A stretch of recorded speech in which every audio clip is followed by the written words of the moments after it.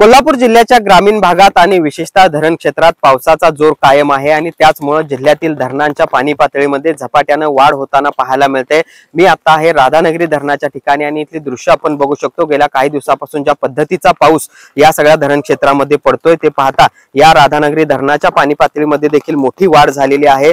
हे राधानगरी धरण सध्या 65% अधिक भरलेलं आहे आणि गेल्या काही दिवसात या सगळ्या परिसरामध्ये 1284 मिलीमीटर इतक्या पावसाची नोंद देखील झाल्याचं पाहायला मिळतंय। ज्या पद्धतीने या सगळ्या धरणामध्ये पाण्याची आवक होते ते पाहता 3100 क्युसेक्सचा विसर्ग या सगळ्या राधानगरी धरणातून भोगावती नदी पात्रामध्ये होतोय आणि त्यामुळे पर्यायाने पंचगंगा नदीची पाणी पातळी देखील वाढत असताना पाहायला मिळते।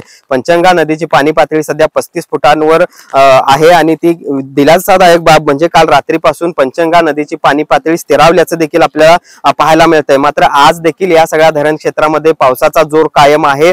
त्याचबरोबर आज ऑरेंज अलर्ट देखील जिल्ह्यासाठी देण्यात आलेला आहे आणि त्यामुळे अशीच परिस्थिती पुढचे काही दिवस राहील अशा पद्धतीचा अंदाज देखील हवामान विभागाकडून व्यक्त केला जातो आणि त्यामुळे हे धरण यंदा लवकरच भरेल असा देखील अंदाज जलसंपदा विभागाकडून वर्तवला जातोय। कारण जून महिन्यातच हे सगळं धरण जे आहे ते 65% अधिक भरल्याचं आपल्याला पाहायला मिळतंय। त्यामुळे गेल्या काही दिवसापासून ज्या पद्धतीचा पाऊस एकूणच कोल्हापूरच्या ग्रामीण भागामध्ये आणि एकूणच धरण क्षेत्रामध्ये पडतोय ते पाहता जिल्ह्यातल्या धरणांच्या पाणी पातळीमध्ये झपाट्याने वाढ होताना पाहायला मिळते।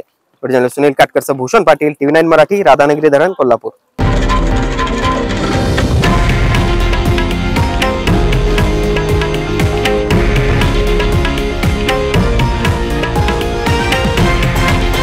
हे आहे देशातील नंबर 1 न्यूज नेटवर्क आणि आपण पाहत आहात TV9 मराठी, एकमेव।